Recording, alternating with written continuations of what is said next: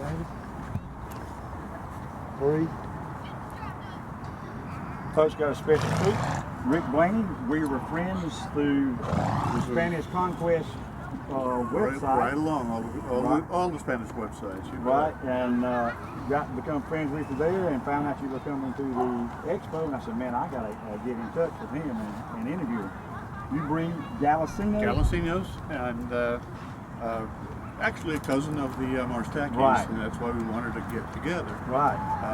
We had our event of Spanish Horse back in October, hoping that you could make it. You couldn't make it, so we came to you. Well, that's fantastic. Well, tell us a little bit about the history of this whole thing. Well, the Galiceños come out of Mexico. They were descended from the horses that Cortez brought back in 1519. Okay.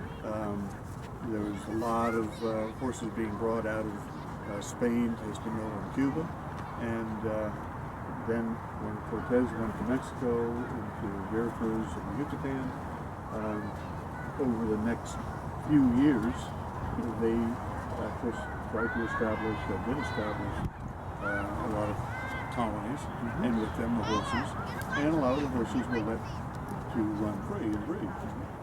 These are the horses that are descended from those early horses. So they have a history of almost 500 years. Wow. And back in the 1950s, they started to be brought out of Mexico into Texas, and from Texas, they were transported to a variety of places in the Pacific Northwest, in Washington State, Idaho, even in British Columbia. They were brought into from Texas into Oklahoma, Kansas, Nebraska, and even as far as Orlando, Florida. There was a Galiceno Club in Orlando in the mid-70s. Galiceno Club in Spokane, Washington in the 60s. And my partner, Lady Venus, my grandfather, because of our dad out in Spokane. We got into them after I retired from teaching in 2006, and it has grown since, and we became totally dedicated to breeding these because we found out that they were almost extinct. There's less than 200 alive now. I think the LBC listeners are critically endangered, isn't that correct? They contacted us and got the information about the breeding and so forth, and indeed, now they're considered to be critically endangered right along with the horses. And for good reason. We need to protect and preserve this breed. That's our dedication, that's what we do. Well, were they running in feral herds back in Mexico? Yeah, okay. That's exactly right. So they were taken out. I've got a long story, and folks are tired of hearing it. What was this particular city? It was kind of by accident because of her grandfather.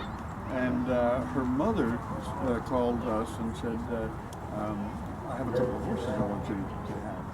Those were 2 Galicenos. And we went from Florida to Idaho, picked them up. We had never, honestly, heard of Galicenos, even heard of her grandfather. So we did online research, found out about them, and went up to Idaho, picked them up. On the way, we called some of the folks that were still in Texas that had some, asked if we could visit on the way back. We were invited to visit. While we were there, we bought 2 more.